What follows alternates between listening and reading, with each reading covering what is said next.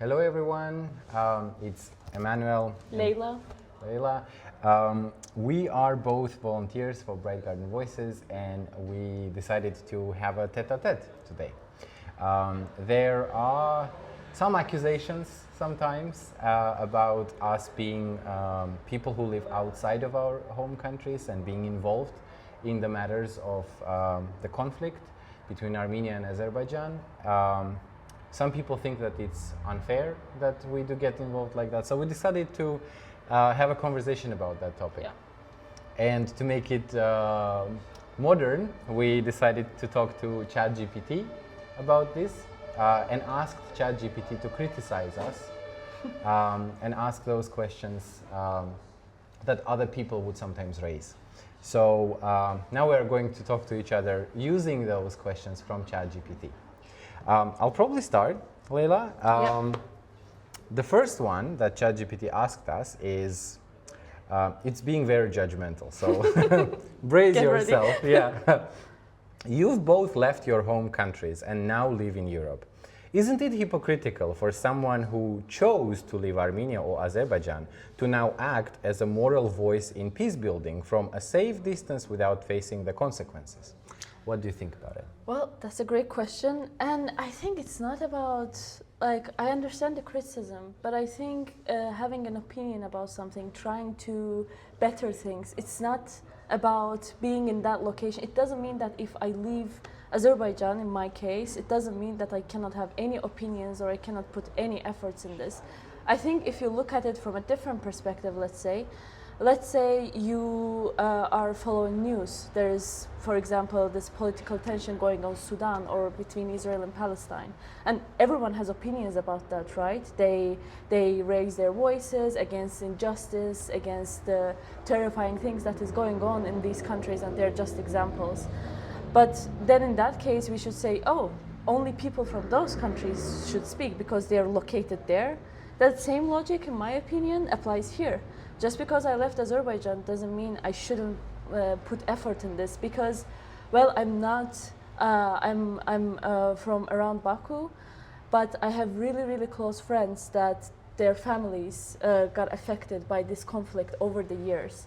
So I see, as a duty to put effort, because my loved ones are included, to put an effort to talk about things, to bring it into the scene. And I don't think it's being hypocritical, and I think it shows that everyone should think about this stuff. Doesn't matter you're in the country or not, and it's sometimes also easier when you're abroad. You connect with people because there's at least where I'm based, there are many Azerbaijanis, Armenians. You can come together, discuss stuff.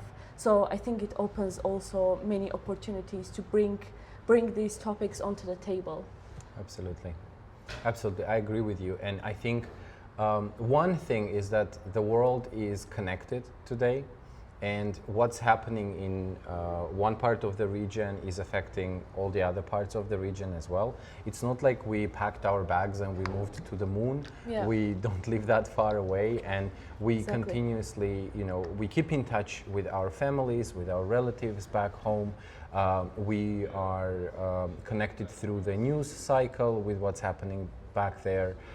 And it's important that the rest of the world doesn't forget about us when injustice is happening.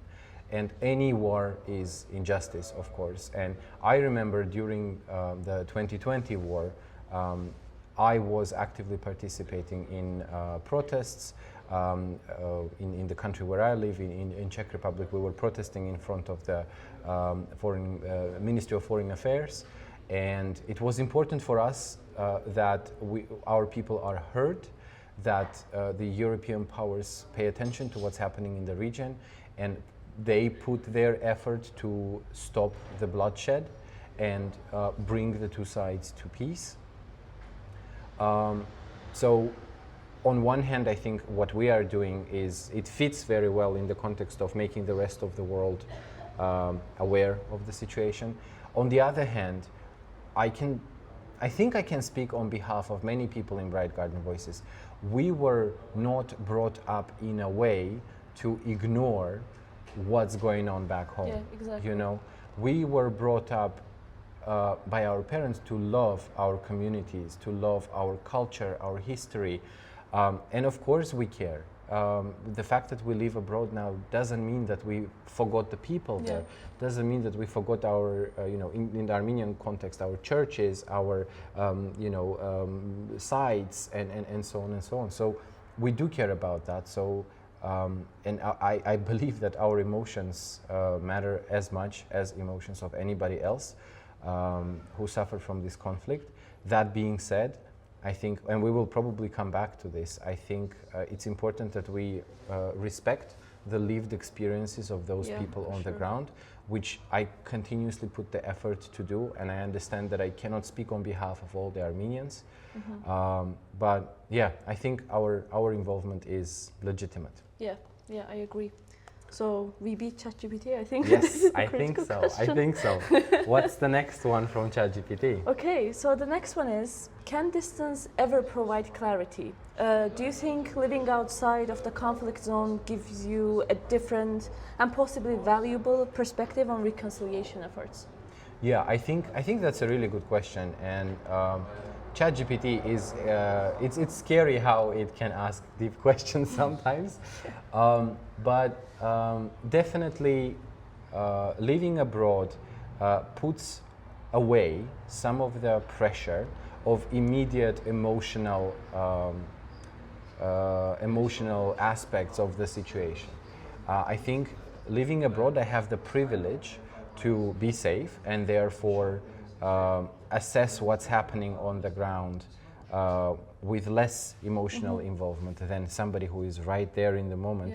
During the war, imagine people are being bombed, and of course they are not going to have as rational perspectives as in their normal day, right? So I think we have this privilege, and that by itself offers a different perspective to what's going on. And I think if we manage to utilize our privilege to the benefit of the communities back home, in those crisis moments, if we can step up and be that little island of stability for our communities, a little voice of peace when everything else screams war, I think that's the kind of contribution we should have. And because pragmatically, people on the ground, it's much more difficult for them to be rational, to be pragmatic, to look forward to the prosperous future, unlike us. So it is a diverse perspective, and I'm a firm believer that diversity is a benefit in every context. So in this case, I think that's also true. Yeah, I absolutely agree. I think I really like how you put this, to use this privilege we have, because it is a privilege, we are abroad. And I think this is a tool that we can use by, as I mentioned earlier, we have, different Azerbaijanis, different Armenians living abroad. We can easily communicate with them and we can bring new perspectives to the table. And I think this is absolutely a privilege, because sometimes, as you mentioned, emotions really feel like heavier. And at that moment, at the spot, it's like impossible to think clearly, to vision things clearly and logically. So I think it's absolutely important to use this by living abroad, and to you live abroad, but you think about that place and you put effort and thought and try to help and bring something fresh to this table. Absolutely. I actually want to follow up here, because it's something just popped up in my mind.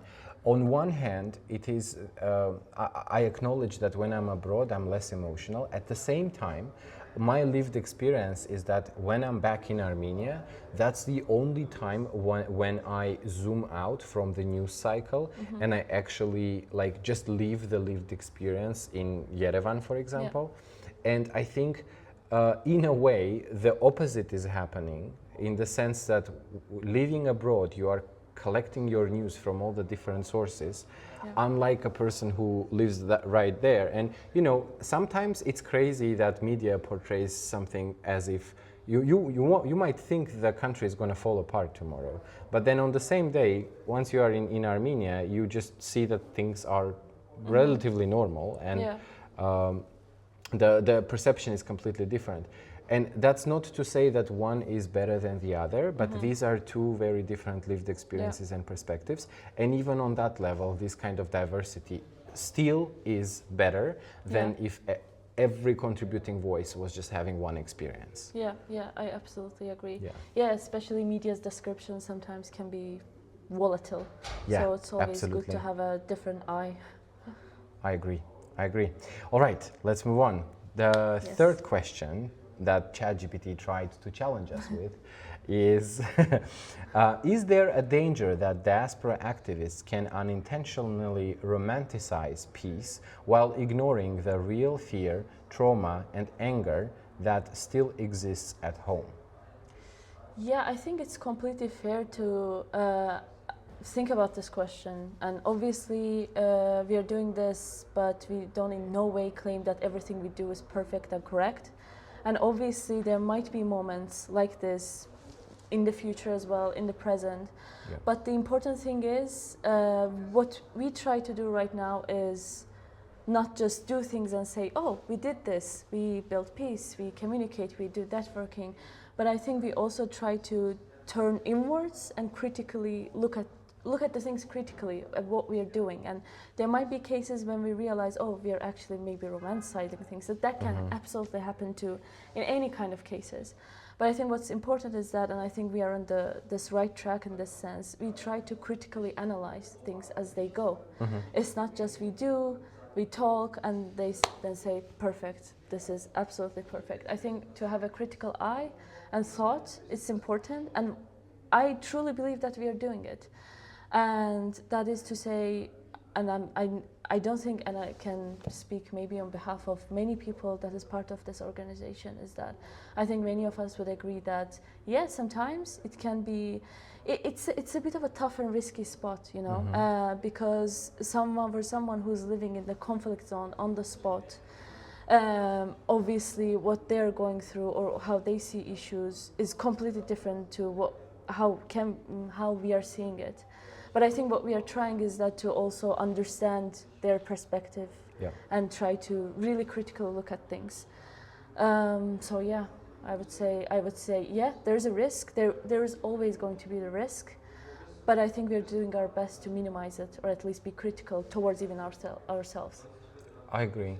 I think, you know, on one hand, I acknowledge that there is that risk that we might at some point be so detached from the lived experience of people back home that we might not take into account some of the real trauma that they are going through. That could happen, but it's our responsibility to minimize the chances of that by staying connected and, you know, inquiring continuously and being curious and being engaged about what's going on there, keeping in mind our privilege, keeping in mind that we are far away and all that stuff. That's true.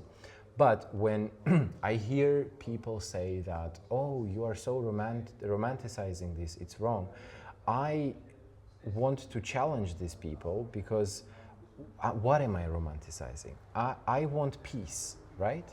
And peace is not a romantic idea. Peace between countries that have been hostile towards each other is something that we've seen over and over again in many parts of the world. France and Germany, Japan and Korea, Israel and Egypt, you know, like there are examples that we could look at and say, we can argue whether that's justified peace or not, but it's peace, people are not dying. And if that's the aim, and for me, that's the aim, it's not a romantic idea, it's a realistic idea. We've seen examples of that, and it's our responsibility to be taking steps, continuously, maybe very, very small steps. I understand that we're not going to stop war suddenly, right? If those politicians decide to start letting people kill each other again, they probably will. My job is to make it more difficult for them to make that decision, to make peace more likely, to get us tiny step closer to that peace, so that, for example, it costs them more in terms of running propaganda machine to rally up people and force them to start killing the other side. From that perspective, I think it's a pragmatic approach. It's not a romantic approach. So, yeah, that's my thinking here. No, I agree. Romantic, to me, just to add one final point, can be in a sense that, as I said, people on the spot, people in the conflict zone that has been through hell, basically. In their mindsets, it can seem romantic, and that's where the resistance might come from. I think in that sense, I meant, we are critical. We are trying to be critical of our own efforts, of what's going on. So I think, as you said, it is our job or responsibility to make it not that way, but rather make it more worth it, make it worth it, basically, these efforts. I agree. What is the next question? Ooh, moving on. It's coming from you. Yes. Do you ever feel guilty or accused of betraying your own people by engaging in dialogue with someone from the other side? Oh, that's a loaded one. I definitely don't feel guilty. I have never been accused of betraying my people by the fact that I was, and I'm still actively engaged in peace building through Bright Garden Voices. But that being said, I'm not necessarily very vocal about it. It's not written, on my forehead when I go around the streets of Yerevan or Gyumri. But I think if somebody called me out for participating in peace building initiative like this, I would comfortably have a conversation with that person about what am I doing and why am I doing this, because I believe that we are coming from a place of love for our people, our community, our history and our culture. We're coming from a place of wanting peace and prosperity for our region, for ourselves, for our neighbors, and ultimately, for the future of the children of my community. If we don't take steps towards peace today, the lived experience of kids who are going to grow up in 20 years is going to be the same as ours. I don't want the younger generation to go through the 2020 war, 2023 exodus, the ethnic cleansing of Nagorno-Karabakh. I don't want them to live through what I lived through. And we can go back, obviously. On the Azerbaijani side, there are those experiences as well in the past. So, I think only a person who has a very limited worldview can consider what we do here as treason in that sense, because in my view, I can defend every single initiative that Bright Garden Voices has done, and the way I am contributing to those initiatives. Yeah, no, absolutely. Just to add up to that, I'm really proud of what we are doing, and I absolutely no way would say it as a betrayal or something. Well, connecting to that, being proud of our activities and the things we're doing, I think this is something that will definitely matter in the long run. We might receive backlash, obviously, but I think eventually, as you said, if someone comes up to me and starts these kind of accusations, it's actually, you can reverse it, it's actually nice. Then you will just start dialogue with that person. Maybe it's an opportunity. It's an opportunity, and maybe at the end of the day, the person will be like, they will start. I'm not saying they will definitely immediately change perspective, but it might plant a seed, and then that person will connect this to another person. It will be like chain effect.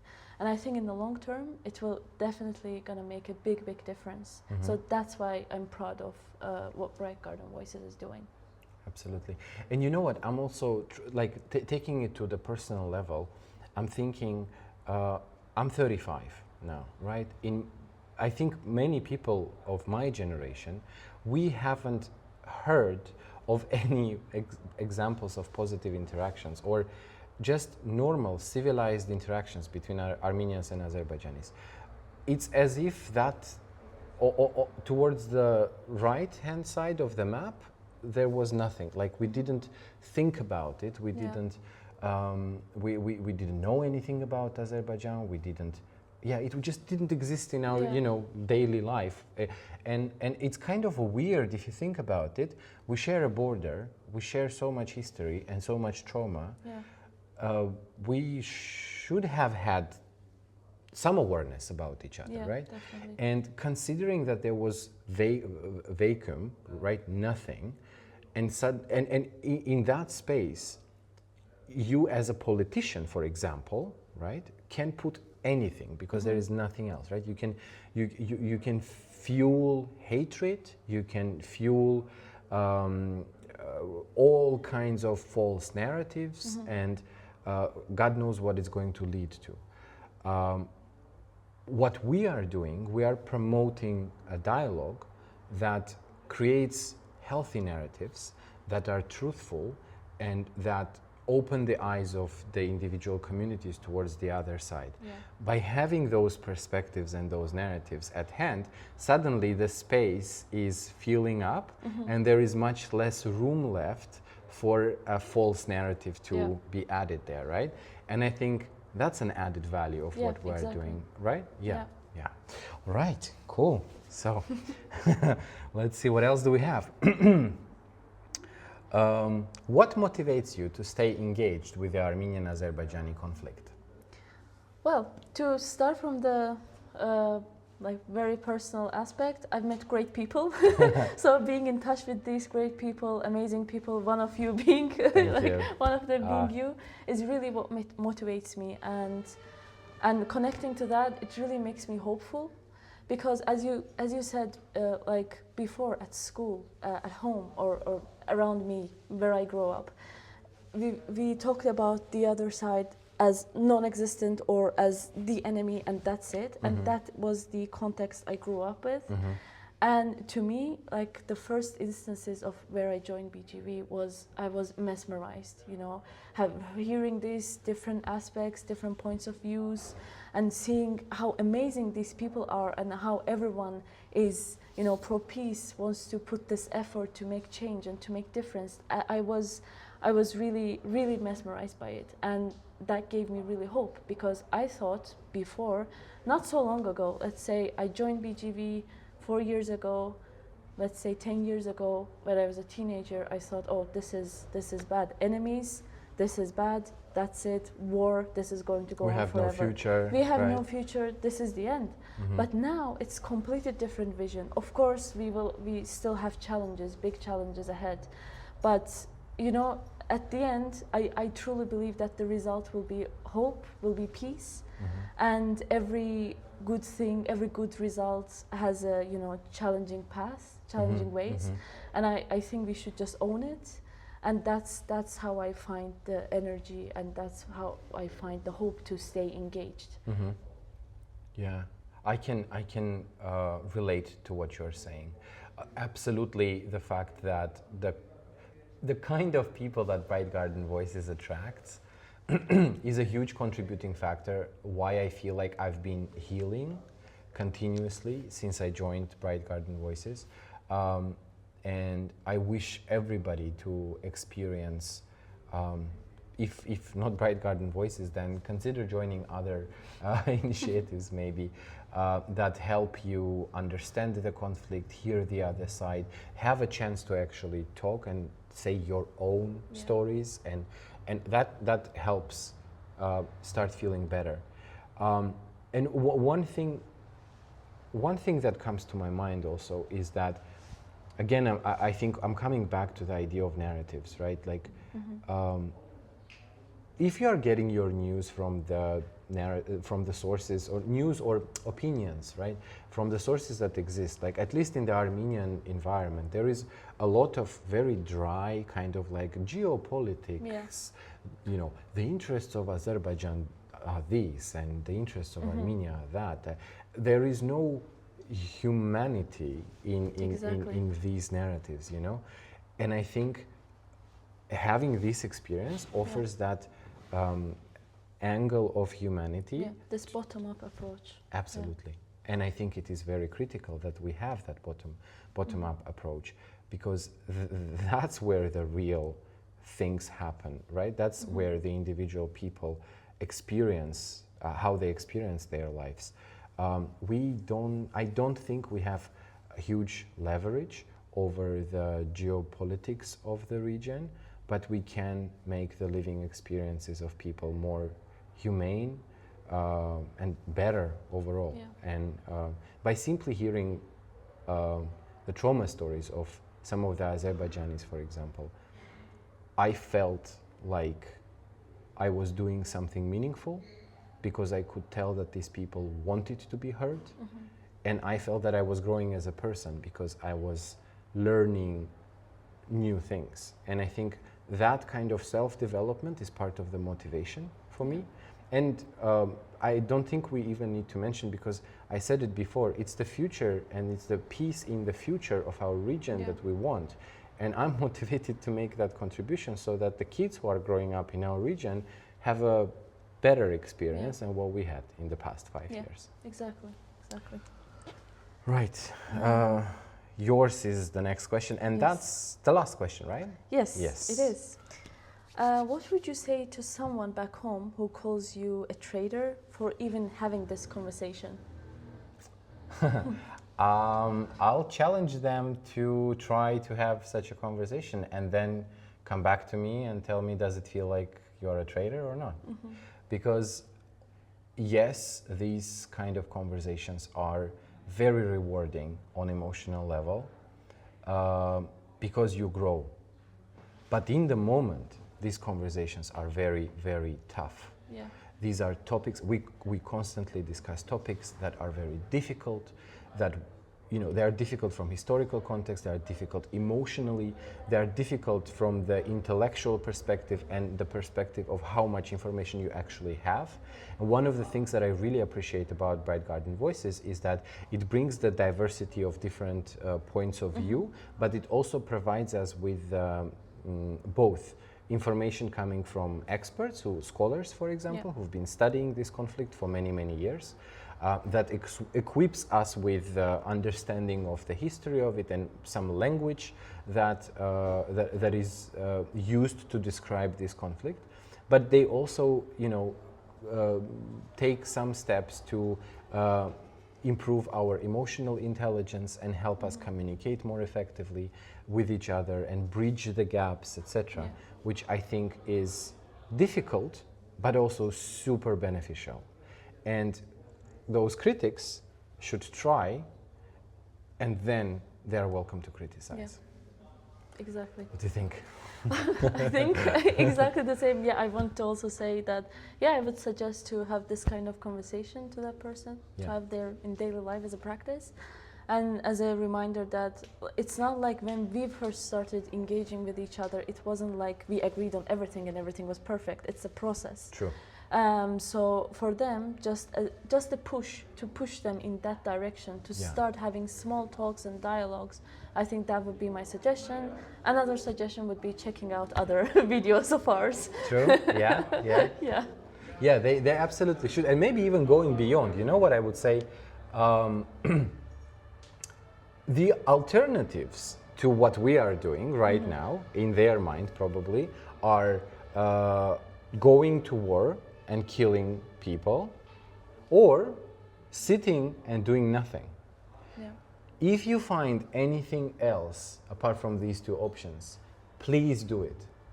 Anything you can do that is taking us away from war and taking us away from that stagnant state that we are just being taught to live in, and therefore we're thinking there is no future, please take those steps that are taking you away from that. If you join Bright Garden Voices, good. Approved. If for any reason you choose any different organization or initiative, great, go ahead, do it, and then we can have a talk about how much you want to criticize us. Thank you, Leila. Thank you, this was great. Thank you.